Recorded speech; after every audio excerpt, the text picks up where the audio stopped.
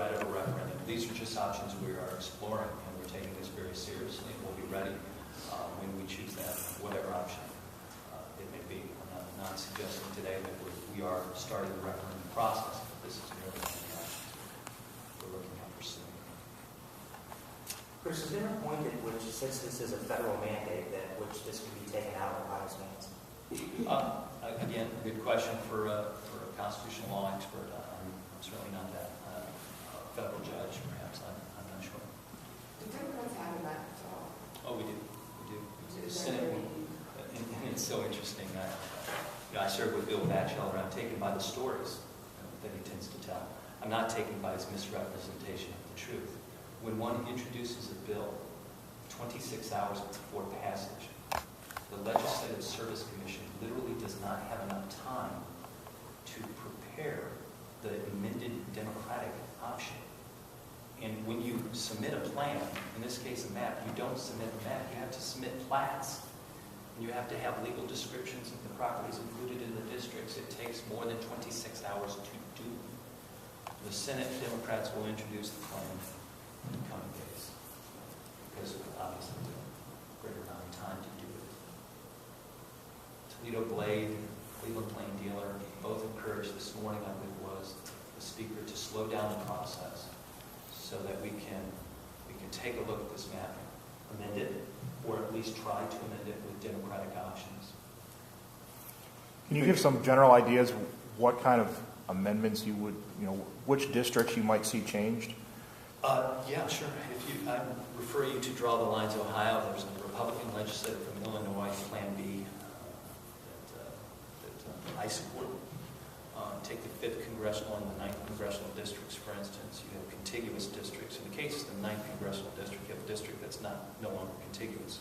And I'm not, to use West Sister Island as the connector, or a 100-yard strip of the McGee Marsh National Wildlife Refuge as the contiguous connector in the 9th Congressional District, is really an affront to the people of Northwest Ohio, those of us who lived it all our lives. The plans the plan that we will propose provides continuity and puts like communities together, and that plan will be built by the Senate Democrats in the coming days. And under that plan, which two incumbent congressmen will no longer have jobs? I'm not sure. Do you know the number? No. Would you go out to 2 Republicans? Is it opposed to 2? You think the Speaker deliberately waited to introduce this so that there would be no time, as you mentioned? As I've often said to my staff, these folks don't play checkers, they play chess. The Speaker does not do anything without a great deal of thought and input from those talented Republicans around him. That's just the fact, and I'm not suggesting that if the Democrats control the majority, that the same kinds of discussions wouldn't be held, barring some kind of change to the Constitution with the passage of a bill prior to this occurring. What I am saying is that if you were to look at the processes over the course of the last 30 years, they've largely been controlled by the Republicans. We do not have a chance as Democrats to be judged as to how we would handle ourselves. I can say only, as I've said repeatedly, that I am in favor of competitive districts. I am not in favor of compacted districts. I'm in favor of districts that keep like communities together that are competitive. And you can do that. The mayors, I can tick off 10 Democratic mayors in Northwest Ohio, for instance, that could be included in the 9th Congressional District or in the 5th Congressional District. It is a matter of political priorities, and the Speaker has his political priorities. I kind of admire his willingness to set all outside interests aside and do what he wants to do. It's kind of my personality. Hey, how many districts do you consider competitive in the map? I think there are 4 competitive districts. I'm sorry, 4 Democratic districts. There are 12 Republican districts. Of those districts, I think you could describe one district as competitive of the 16 from a Democratic or Republican perspective. I think the Johnson Charlie Wilson / Ted Strickland district on the river.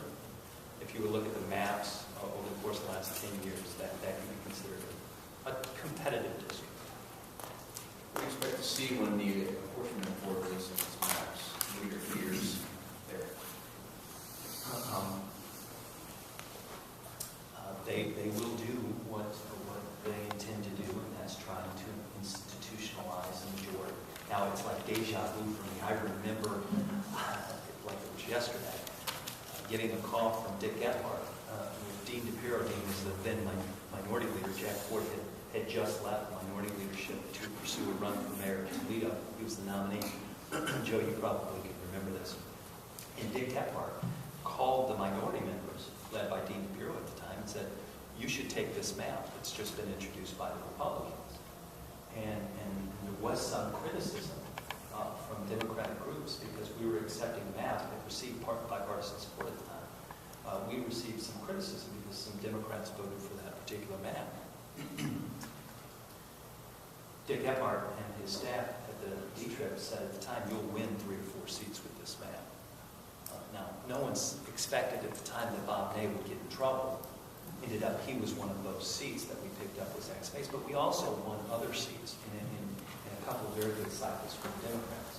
In this case, the map is a bit more, I'd say, egregious politically speaking, because it does only favor, in my estimation, one competitive district and eliminates opportunities going forward. I think the same will be true with the House and the Senate maps. I'm not sure the Senate can do much more than they've already done, but I think the same is true with the House. Will be true with the House. The intent will be true with the House. But know this, the impact of Senate Bill 5 on the process, as well as 194, has motivated and energized Democratic and left-leaning progressive activists in the state. But with Senate Bill 5, we've also seen a great deal of support from friends who did not consider themselves to be Democrats for the last 20 or so years. These are folks who you could consider them probably Reagan Democrats, who are far less likely to vote Democrat or Republican. They vote traditionally for the individual. Those individuals are coming back to the party in droves. And I recognize that Senate Bill 5 is a very large coalition, not just of Democrats, but of some Republicans and crossover voters. I think those Senate Bill 5, let's call them Senate Bill 5 Democrats now, I think those individuals will take a look at this map and they'll take a look at the apportionment process and they'll say, as many have already said, you ought to take this bill to the referendum. You ought to get involved and do something from a constitutional standpoint next year. These are costly endeavors. Placing a bill on the ballot takes about $1.5 million. The legal costs, the paid petition process, the field organizing process, the 44 counties that you have to certainly make sure that you have far beyond the 3% minimum. It means you have to essentially run 2 statewide campaigns. One statewide campaign focused on the petition gathering process, and then, of course, if you make it to the ballot, a very costly traditional campaign like we're seeing in Senate Bill 5. And as we know, these are difficult times to raise money. Off years often are, because you don't have an individual that motivates supporters who have an issue. And that sometimes can be more difficult to raise money, whether you're coming from the right or coming from the left. That's why we're taking our time in pursuing this. Chris, considering the political makeup of the state right now, how many seats of the 16 should Democrats hold? 8. I'd probably say 10. There's 1.3 million more registered Democrats in the state than Republicans if you use the last presidential primary as an indicator. If you were to use the 2010 general election as an indicator, then it probably would be 8 members each. And so that'd be a good starting point. A bit politically selfish of me to suggest that. That's why I think that we should use the days ahead of us to sit down and look at the maps and perhaps make some changes where we can identify them and move forward. There's no good reason why Ottawa County, my home county, has 2 members of Congress representing it. Although I'm looking forward to attending Jim Jordan's town hall meetings in Genoa. Jim and I served together Can you imagine two more different members of Congress representing Ottawa County? Jim Jordan and Marcy Kaptur, Jim Jordan and Dennis Kucinich. Sandusky and Erie County has 3 members of Congress under the proposed map that would represent it. Unheard of, frankly. And this is why we're getting involved in taking our time again and examining all of our options. If Democrats were in charge of this, would you draw the district line so that there be 8 and 8? Well, first, I can assure you Kevin DeWine didn't draw these maps. I don't suspect I'd be invited to draw our maps, but I would expect Matt Huffman or Bill Batchelder or Kevin DeWine to be as critical if we were to provide maps that were as politically polarizing as these. What I can tell you is what we have said over the course of the last few years, especially since I became chairman in 2005. I support competitive districts. We won House seats, state House seats in Republican districts with candidates that reflect those districts because we are right and we were right and we will be right on the issues that matter most to Ohioans. We won the majority with Republican-drawn House districts. We won the majority for the first time in history. I have full confidence in our candidates and our positions on the issues and our abilities to reflect the concerns of the residents we care about back home, regardless of the political makeup of those districts. I think we can win with any map if we work harder and smarter than our Republican friends. And that's what I've said all along. Rhetorically speaking, my position has been quite clear. I favor competitive districts. Chris, do you believe that this map was drawn into one? If I may, I'm sorry about this. With competitive districts, you have members like Bill Hartnett, who served for a long time in Mansfield, a district that was represented by Bill Harris, who was the then president of the Senate, and Bill Hartnett, who was a Democratic member of the House, Mansfield, Richland County. You have members who can bridge political divides. There was a time when I was a member, I'd be endorsed by the Chamber of Commerce, the NRA, as well as Planned Parenthood's Political Action Committee.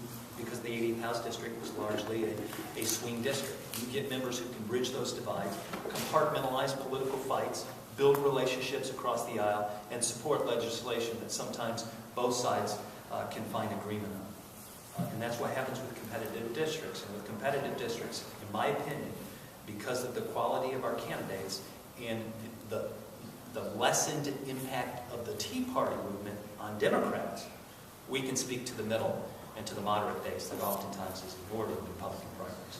Sorry.